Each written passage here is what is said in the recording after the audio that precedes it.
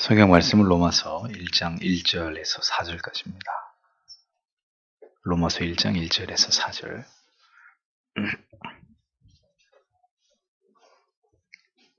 같이 읽겠습니다. 예수 그리스도의 종 바울은 사도로 부르심을 받아 하나님의 복음을 위하여 택정함을 입었으니 이 복음은 하나님이 선지자들로 말미암아 그의 아들들에 관하여 성경에 미리 약속하신 것이라. 이 아들로 말하면 육신으로는 다윗의 혈통에서 나셨고 성결의 영으로는 죽은 자 가운데서 부활하여 능력으로 하나님의 아들로 인정되셨으니 곧 우리 주 예수 그리스도시니라. 오늘의 기독교 강의의 내용은 굉장히 어려운 부분입니다. 네스토리우스, 또 유티케스, 세르베투스 이런 이단자들, 그리스도의 양성론을 공격하는 기독론을 흔들었던 이런 이단들의 오류를 칼빈이 조목조목 이야기하고 또 반박하면서 그렇게 그 그리스도의 두 본성을 변론하는 그런 내용인데, 이 시대 자체가 이렇게 논증을 펼칠 때 스콜라적인 방법으로 그렇게 논리들을 주고받았던 때이기 때문에 이 시대에 우리의 이 논리의 방식과 약간 다르기 때문에 어려워요. 물질, 비물질, 여러 가지 등등의 개념들을 가지고 나름대로 자기들의 논리를 구성했기 때문에 어려운 부분이 있는데, 어려울 때는 짧게 하면 돼요. 네. 그렇다고 내 핵심을 다 빠뜨리겠다는 게 아니라 여러분들이 꼭 아셔야 될 개념만 이렇게 짚어서 설명을 드리고, 그리고 이런 작업들이 역사 속에서 이루어졌다는 것이 우리에게 어떤 의미를 부여하느냐, 이렇게 이 정도로 이 부분을 생각해 보려고 합니다. 그래서 네스토리우스, 유티케스, 세르베투스의 오류들에 대한 반박을 사항에서 8항까지 전개하고 있는데, 그 내용을 들여다보겠습니다. 4항, 두 본성을 혼합하거나 분리해서는 안 돼요. 자, 중보자의 두 본성이 한 위격을 이룬다. 그리스도의 신성과 본성이 혼합되어 있지는 않지만 이 두 본성이 하나가 되어서 한 위격을 이루고 있는 존재가 그리스도시다. 지금 이 개념을 설명하는데, 이 개념을 공격했던 이런 이단자들의 주장을 이야기하고 있는 거죠. 그리스도에 대한 가장 왜곡된 시각을 가진 사람들은 그리스도의 인성에 관한 속성들에 사로잡혀서 그의 신성을 무시하거나 또 그의 신성에 속한 속성들만 몰두함으로 그의 인성을 무시하는 이런 오류들을 범한다는 거죠. 그러니까 양성을 동일하게 인정해야 되는데, 뭔가 이렇게 생각이 꼬여있는 사람들이 이 그리스도의 두 양성 가운데 어느 한쪽만을 자꾸 이렇게 고집하고 어느 한쪽은 부정하려고 하는 이런 양상들을 보였다는 겁니다. 또 두 본성 모두에 적용되고 그중 어느 한 본성에 적용되지 않는 속성들에 사로잡혀서 아예 신성, 인성 모두를 다 무시해버리는 이런 문제에 빠졌던 이단들이 있다는 거죠. 그리스도는 하나님이시므로 사람이 아니라거나, 그리스도는 사람이기 때문에 하나님이 아니시다, 혹은 사람이고 동시에 하나님이시기 때문에 사람이고 동시에 하나님이기 때문에 그러니까 사람도 아니고 하나님도 아니다, 이런 주장들이 그 당시에 이단들이 주로 제기하고 있었던 기독론에 대한 오류적 주장이었다는 거죠. 하나님의 실존을 성경을 통해서 깊이 있게 통찰하지 않고 인간의 이 조악한 머리로 이해하려고 하니까 이런 폐단들이 일어나는 거죠. 그러니까 카톨릭도 그렇고 개혁시대, 종교개혁시대 이후에 일어났던 그 이전 이후에 모든 이 이단들의 특징은 성경을 자기들의 사유와 그리고 상상력을 동원해서 성경을 나름대로 이해하고 자기들이 주장하는 바를 고집하고, 이렇게 성경의 본뜻의 개념을 자꾸 이렇게 왜곡시키려고 하는 이런 이제 특징들을 갖는다는 거죠. 하나님의 말씀을 통해 깊이 있게 성경을 그러니까 그럴 수밖에 없었던 이유는 그만큼 여러분 고대의 시대로 올라갈수록 중세 그 이전의 시대로 올라갈수록, 그러니까 교부들의 신앙은 훌륭하나 교부들의 성경 신학에는 많은 문제점들이 있잖아요. 왜냐하면 성경이 여러 시간 속에서 충분히 다루어지고 연구되지 않은 채로 뭔가가 이렇게 나오니까 교부들이 주장하는 성경을 해석하는 많은 방법의 오류는 알레고리적인 해석, 풍유적인 해석, 이런 부분들이 이렇게 독특하게 나타나거든요. 그러니까 그런 거는 이제 성경의 해석의 오류죠. 그러나 교부들이었단 말이죠. 그러니까 그 시대에 성경 신학이 깊이 있게 뿌리 내려지지 않고 아주 다각도로 하나님의 말씀이 깊이 있게 학문적으로 연구되지 않았던 시대이기 때문에, 그러니까 마찬가지죠. 중세나 중세 이전이나 그런 문제들 속에서 깊이 있게 성경을 통찰하지 않다 보니까 하나님의 말씀을 자기들 나름대로 해석하고 이해해서 이렇다 저렇다 이렇게 말을 만드는 거죠. 그런데 문제는 그렇게 이단적인 주장을 하면 그것을 추종하는 사람이 생겨난단 말이죠. 그리고 교회는 혼란에 빠지고, 그래서 이렇게 하나님의 사람들이 그런 이단들이 주장하는 것들, 말도 안 되는, 오늘도 그 내용 말 같지 않은 황당무계한 이런 주장들이지만 그런 주장들에 대해서 반박을 하면서 이게 왜 성경적으로 잘못되는지를 설명하지 않을 수 없었던 겁니다. 사탄은 언제나 이런 식으로 메시아를 공격합니다. 그리스도를 흔들어 놓아야 교회가 흔들리고 모든 하나님의 자녀들의 영혼들을 무너뜨릴 수 있다는 걸 마귀가 알기 때문이죠. 그러니까 바울이 초대교회 이방인들의 교회들을 세우고 그들에게 분명한 복음을 전하고, 그래서 성도들의 신앙을 공고하게 해놓고 다른 데로 가면 어떻게 돼요? 거짓 교사들이 들어와가지고 다 그걸 갈아엎어버리잖아요. 그런 일들이 역사 속에서 계속 되어 왔습니다. 하나님의 교회를 흔들고 교리를 흔들고. 그래서 여러분, 역사 중에 가장 뜨거웠던 이단 논쟁이 뭡니까? 두 가지잖아요. 삼위일체하고 하나님 기독론. 그러니까 기독론 가운데 그리스도의 이런 인성과 신성을 건드리는 이런 부분들이었다는 거죠. 그리스도의 두 본성에 대해서 칼빈은 이렇게 정리합니다. 우리는 그리스도께서 서로 연합되었으나 혼합된 것이 아니니, 중요한 표현이에요. 연합되었지만 혼합됐다. 연합은 이렇게 두 개가 이렇게 같이 이렇게 독특한 위성을 가지고 존재하면서 하나를 이루고 있는 것이고, 혼성은 이게 다 뒤섞여 버리는 거예요. 혼합은. 그러니까 서로 연합되었으나 혼합된 것이 아닌 두 본성으로 이루어지신 분으로, 심지어 그의 인성을 따라서도 우리의 주요 또한 참되신 하나님의 아들이신 분이시다라고 믿는다. 이것이 전통 교회의 그리스도의 본성을 이해하는 정의란 말이죠.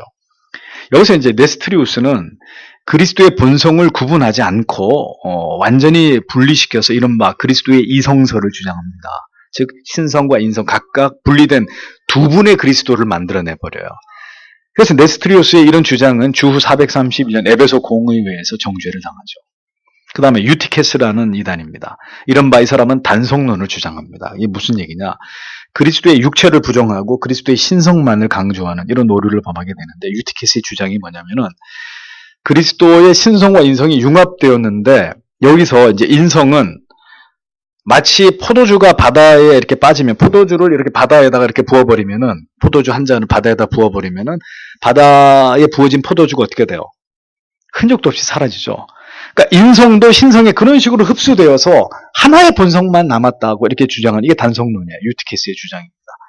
역시 주후 448년 칼케톤 공의회에서 정죄를 받습니다. 그러니까 교회의 이 공의회가, 노회나 총회가 하는 일이 이런 거예요. 이단자들을 색출해서 그 이단성을 신학적으로 연구해가지고 이 사람의 이러이러한 주장이 성경에 위배됩니다. 따라서 이단, 이렇게 이제 이런 역할들을 하는 거잖아요. 그래서 이단들이 분명히 정죄가 됐고, 역사 속에서 이단으로 정죄가 되면 소멸되는 거죠. 무엇이든지 성경의 진리에 정초하지 않은 인간의 사유의 결과물이나 상상에 근거한 주장들은 그러니까 일고의 가치도 없는 그 쓰레기 같은 주장이라는 거죠.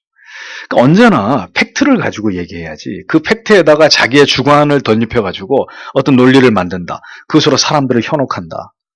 그게 이단들이 쓰는 방법이란 말이에요. 이단들이.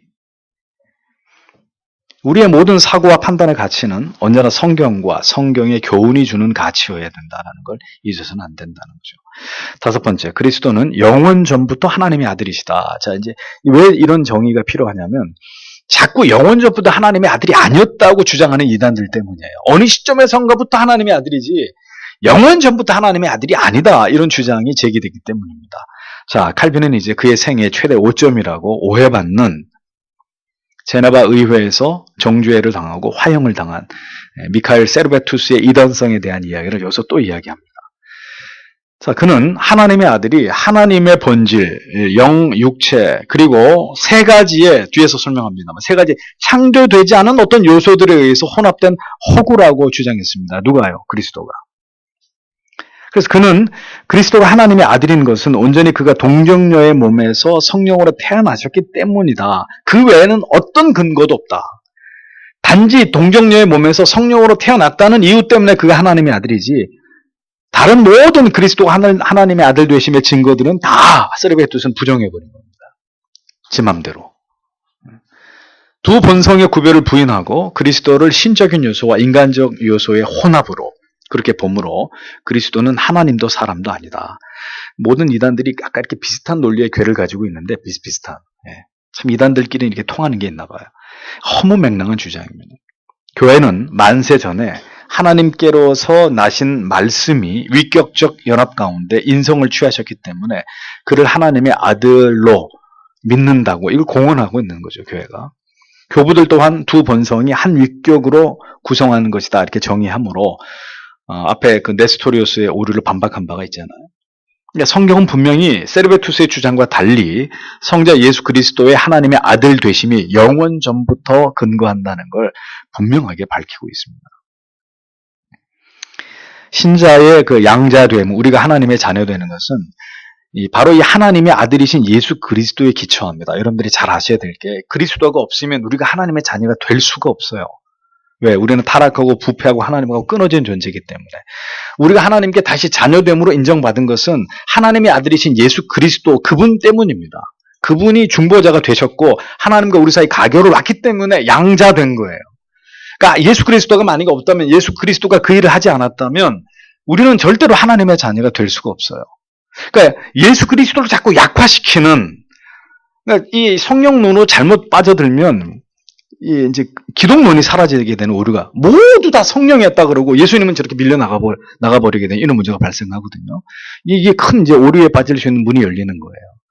그리스도를 통하지 않으면 우리는 누구도 하나님의 자녀다, 아들이다, 딸이다 이렇게 칭함을 받을 수가 없습니다. 오직 믿음으로 우리가 하나님의 아들이신 예수 그리스도를 구주로 믿을 때 이 관계의 기초에서 하나님의 자녀가 되는 양자됨의 특권을 얻는 것이기 때문에 예수께서 영원 전부터 분명히 하나님의 아들로서 존재하셨음을 분명히 명백하게 밝히고 있는 이 성경의 진리는 매우 중요한 교리가 아닐 수 없는 거죠. 만약에 이게 부정되면 어떻게 되는 거예요? 그리스도의 신성이나 인성이나 어느 한 부분이 이렇게 흔들리거나 무시되면 어떻게 됩니까? 단 한 번에 영원하신 죄인들을, 그 죄를 속량하신 그리스도의 속죄와 그리스도의 영원하시고 영광스러운 부활, 이 모든 게 다 의심스러워지는 거죠. 그리고 우리의 속죄 자체도 부정될 수밖에 없는 이런 상황이 직면. 그러니까 그리스도를 건드리는 것은 우리의 구원의 문제와 심각한 이 연관성이 있고 연장선에서 같이 다루어져야 되는 중요한 주제라는 거죠. 그러니까 그리스도를 흔들든 말든 그게 나하고 무슨 상관이야. 이렇게 생각할 수 없는 문제라는 거죠. 기독론이 흔들리면 기독교를 떠받치고 있는 기둥이, 우리의 신앙 자체가 무너지고 붕괴될 수 있기 때문에 사탄은 끊임없이 그리스도를 공격하는 거예요. 인간이 아니야.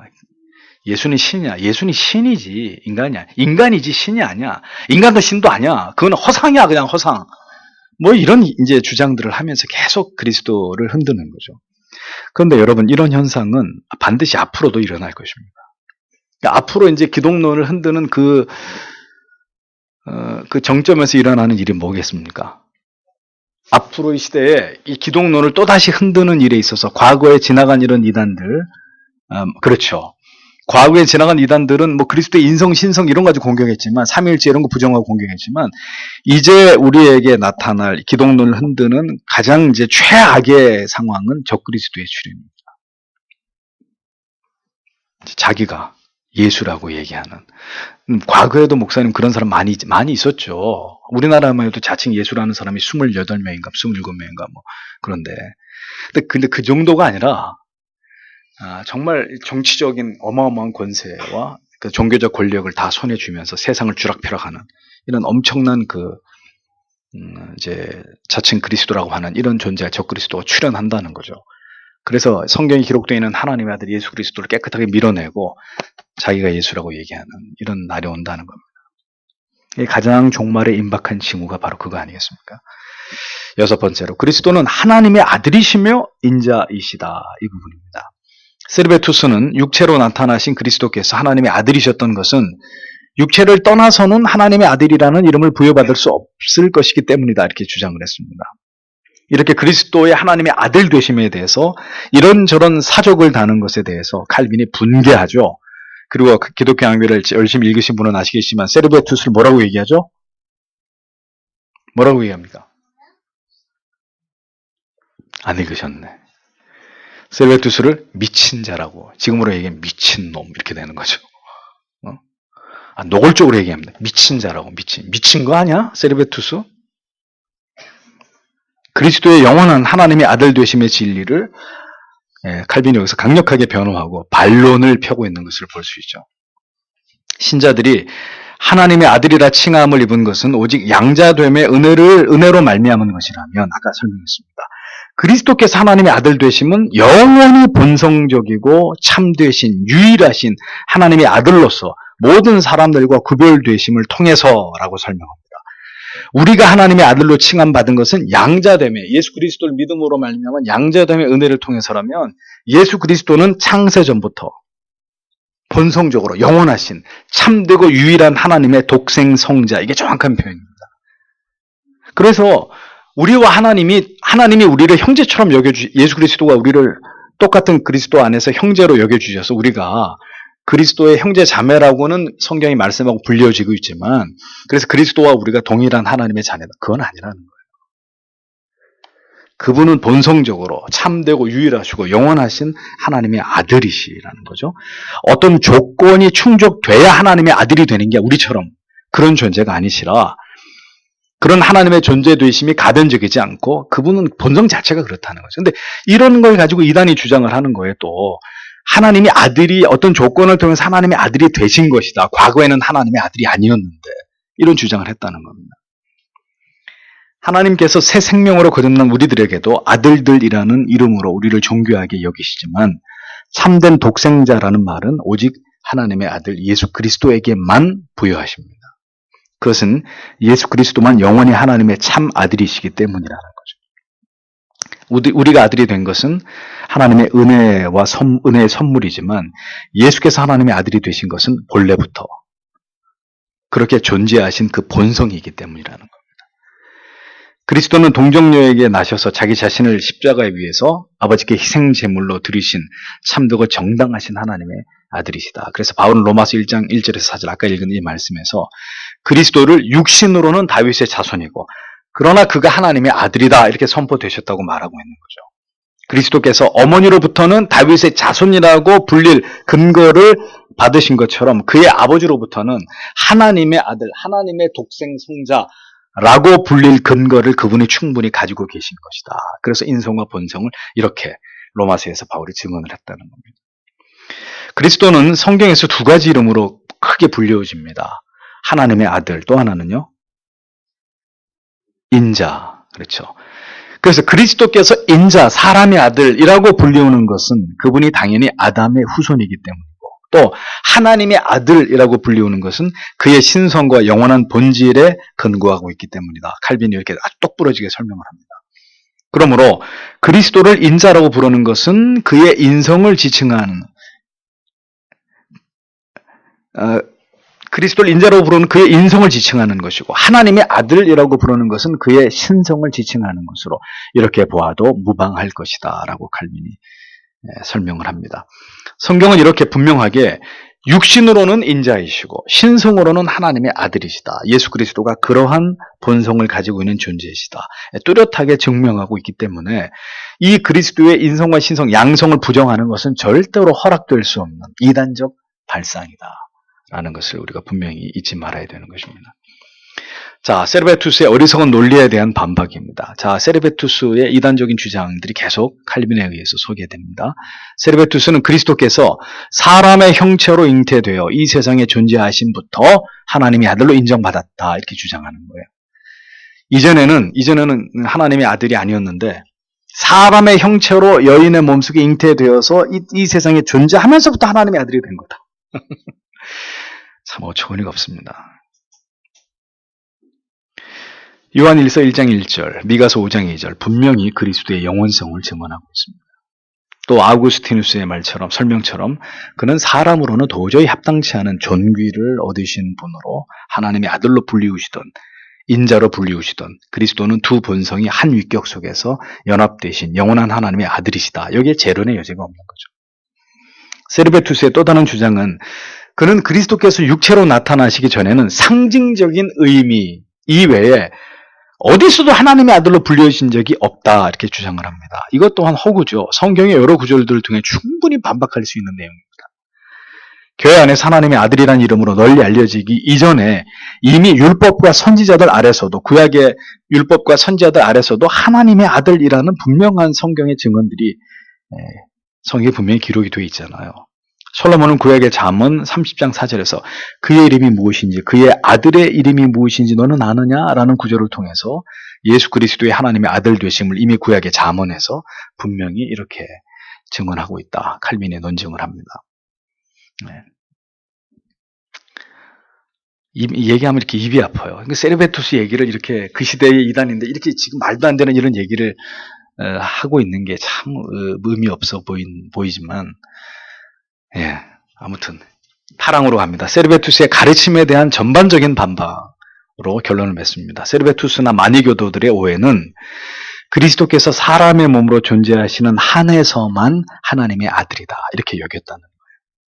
중보자의 신성과 영원 전부터 하나님의 아들의 존재하심을 다 부정하고 그냥 그리스도를 그냥 사람으로 이렇게 인식하려고 하는 우를 범했다는 거죠. 세르베투스의 매우 심각한 그리스도에 대한 인식의 오류는 이것입니다. 하나님의 아들은 태초부터 존재하지 않는 하나의 관념일 뿐이었고 하나님의 본질적인 형상이 되실 사람으로 예정되어진 존재였다. 그냥 하나의 관념이요. 그러니까 말씀이었는데 뒤에서 설명하는 거예요. 그냥 말씀, 존재하지 않은 어떤 그냥 말씀, 관념적인 존재였는데 그게 마리아의 몸을 통해서 태어나면서 하나님의 아들이 된 거다. 이렇게 주장을 하는 거예요. 예수 그리스도를 하나님께서는 눈에 보이지 않는 말씀과 성령, 육체와 영혼 속에 이렇게 각각 분배를 하셔서 그를 만들었는데 그가 바로 인간의 몸을 입고 오신 그리스도다. 이런 주장들을 했습니다. 존재하지 않았던 그리스도가 말씀을 통해서 인간의 몸을 입음으로 존재하게 되었다. 이게 그가 주장하는 바였는데 그의 주장처럼 말씀이 씨가 되어서 그리스도를 사람의 몸으로 나게 한 거라면 칼빈이 얘기하는 거예요. 개, 돼지도 그럼 하나님의 말씀으로 창조되었으니까 하나님의 아들이라고 해야 되냐? 에? 이렇게 이제 칼빈이 그의 주장을 비아냥거리고 비난하면서 반박을 하죠. 세르베투스도 이렇게 그리스도의 인성을 부정하는 것입니다. 하나님의 아들은 세 가지 창조되지 않은 요소, 그게 뭐냐? 하나님의 임재 속에 있었던 빛, 구름 기둥, 불 기둥, 이것으로 그리스도를 혼합시켜가지고 물질로 창조시켰다는 도무지 이해할 수 없는 이런 허무맹랑한 주장을 펼칩니다. 자, 이렇게 우리가 이단들의 주장과 그리고 칼빈의 반박, 변론들을 우리가 살펴보고 있는데 모든 이단들의 주장은 여러 번 여러분들에게 강조드린 바대로 진리에 대한 왜곡된 해석이나 인간의 어리석은 상상에 근거할 뿐입니다. 그러니까 지금도 많은 이단적 주장, 이만희의 신천지를 비롯해서 이렇게 성경을 또 문자적으로만 이렇게 풀이해가지고 그게 그런 의미가 아닌데 이제 이런 식으로 이렇게 말장난을 한단 말이죠. 네. 그러니까 이게 이단들의 특징이에요. 그러니까 그들은 영이 없기 때문에 성령에 의해서 하나님의 말씀을 볼 수 있는 능력이 없기 때문에 자기들 입맛대로 하나님의 말씀을 가지고 귀에다 걸고 코에다 걸고 막 이렇게 하는 거죠. 그러니까 성령의 영감을 받은 하나님의 사람들이 성경을 딱 조목조목 펼쳐가면서 말씀을 가지고 반박을 하면 이단들은 이렇게 깨질 수밖에 없는 거예요. 그 변론을 할 수가 없어요. 그 사람들은 성령을 받아서 말씀을 가지고 자기들의 주장을 하는 게 아니라 인간의 사악한 영, 사탄의 영을 가지고 성경을 가지고 장난을 치고 있는 존재들이기 때문에 이렇게 말씀을 가지고 맞짱을 뜨면 진검승부를 펼치면 나가 떨어질 수밖에 없는 거예요. 그래서 이단들은 우리하고 게임이 안 돼요. 이단이 이기는 거 보셨어요?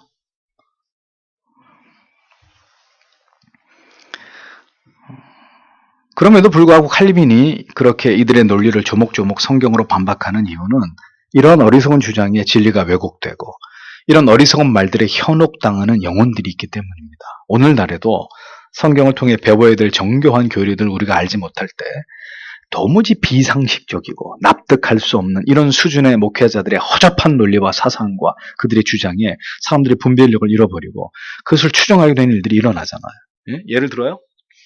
자, 하나님께 이렇게 바치는 기도는 손을 이렇게 하고 해야 이렇게 하늘로 올라가고 하나님께 복을 받는 기도를 이렇게 구할 때는 손을 이렇게 하고 해야 위에서부터 내려온다고. 그리고 호흡을 이렇게 들이쉬면은 성령이 이렇게 우리 몸으로 들어오고 이렇게 내뱉으면서 기도하면 암덩어리나 뭐 우리의 죄나 이런 게 다 나가. 이런 주장을 하면서 영성 훈련을 시켜요. 제가 거기 가서 들었어요, 직접. 나도 이렇게 들으러 온 사람처럼 해가지고. 도대체 뭔 소리를 하나. 그거 끝나고 나서 뭐 하나 봤더니 이제 영가를 불러요. 눈이 이렇게 뒤집어지면서, 예. 이게 무슨 음표도 없고, 박자도 없고, 그러다 누워요, 막, 그냥. 이게 도대체가. 그 사람들이 다 변호사 부인, 의사 부인 이런 사람들이에요. 무식한 사람들이 아니에요. 그런데 그러고 있는 거예요. 기가 막혀가지고. 또 이런 얘기 들으면 또 고소당할라, 또.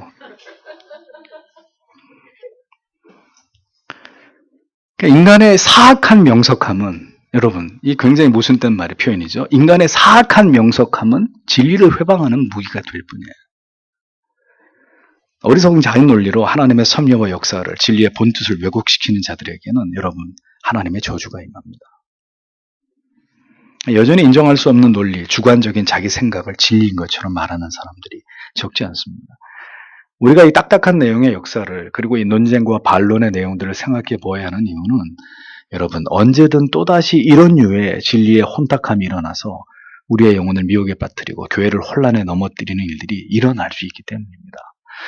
바울의 발꿈치도 잡을 수 없을 정도의 실력밖에 안 되는 목사, 바울 선생님이 말씀으로 가르쳤던 교회도 거짓 선지자들, 거짓 교사들이 들어와가지고 교회를 아수라장으로 순식간에 그냥 교회를 망쳐놓는 판에 바울 선생님 근처도 갈 수 없는 실력을 가진 저 같은 사람이 목회하는 교회를 만약에 마귀가, 사탄이 이걸 휘젓겠다고 마음먹으면 어떤 일이 벌어지겠냐고요. 그래서 여러분, 언제나 우리의 가장 강력한 공격 무기와 방어 무기는 뭡니까? 오직 성경밖에 없는 거예요. 그러니까 결국은 성경을 누가 얼마나 정확히 아느냐를 가지고 승부를 가리는 거예요. 딱딱 펼쳐놓고 주장하는 거에 대해서 성경에 어디 그런 말씀이 있습니까? 그 단어가 어떤 의미입니까? 그게 그런 뜻입니까? 왜 그 엉뚱한 주장을 하고, 왜 성경에 없는 말씀을 하십니까? 이런 식으로 신비주의나 신사도주의 쪽에 있는 사람들하고 얘기하면 꼼짝없이 꼬리 내립니다. 그 사람들의 논리는 허접하기 때문에. 근데 문제는 우리가 그렇게 논리적으로 그들을 공격할 수 있을 정도로 우리가 성경에 정통해야 된다. 교리에 대해서 정통해야 된다는 거죠. 어디 예수 그리스도가 중보자인데 중보자라는 이름을 아무 때나 쓰고 당신이 중보를 한다고 그런 얘기를 합니까? 코를 납작하게 만들어놔요. 그 사람을 어떻게 하려고 하는 게 아니라 그가 가지고 있는 그 무지함, 어리석음, 그것을 하나님의 말씀으로 확 뒤집어가지고 똑바로 보라고. 이런 것들이 앞으로 이 시대를 살아가면서 우리가 감당해야 될 진리 전쟁에 있어서 우리가 사용해야 될 무기들이고 우리의 어떤 작전이 돼야 되는 거죠. 결국 성경의 진리로 모든 이단들을, 어리석은 주장들을 잠재울 수 있는 것입니다. 오늘의 신앙 속에 또다시 그리스도가 자꾸 가리워집니다. 역사 속에 존재했던 기독론에 대한 이런 모든 치열한 논쟁을 통해서 우리가 더 무엇에 청렴하고 교회의 사명을 어디다 둬야 되는지 생각해야 된다는 거죠. 그래서 여러분들이 제가 이렇게 교회 홈페이지나 또 이렇게 추천 도서를 요구하실 때 기독론에 관련된 책들을 많이 추천을 해드립니다. 근데 기독론이 사실 쉽지는 않아요. 그러나 기독론에 관련된 책 한 권을 딱 붙들고 성경을 옆에다 펴놓고 진도를 그렇게 많이 나가지 않더라도 그 책에서 이야기하는 대로 성경을 구절구절 찾아보면서 나름대로 기독론을 정리를 하실 필요가 있다는 거죠. 그래야 누구든 이 기독론을 가지고 예수 그리스도를 공격할 때 한번 그렇게 기독론에 대해서 마스터를 해야 그런 어리석고 무지한 주장들에 대해서 하나님의 말씀을 가지고 반박을 할 수가 있는 겁니다. 반론을 제기할 수 있는 거죠. 당신이 말하는 예수는 성경이 말씀하고는 예수가 아니에요.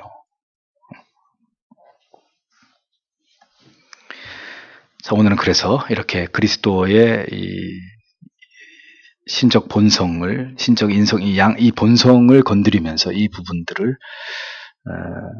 이렇게 흔들려고 했던 이단들에 대해서 칼빈이 이것을 반박하고 반론을 제기한 부분들을 살펴봤습니다. 이런 내용들을 통해서 우리도 예수 그리스도를 변증하고 복음을 할 수 있는 그런 능력으로 하나님이 우리의 지성을 연마시켜 주시고 우리가 그런 것에 관심을 가지고 계속해서 하나님의 말씀을 연구할 수 있도록 하나님이 우리에게 지성의 빛을 더해 주시기를 기도해 드릴 줄 믿습니다. 기도하겠습니다.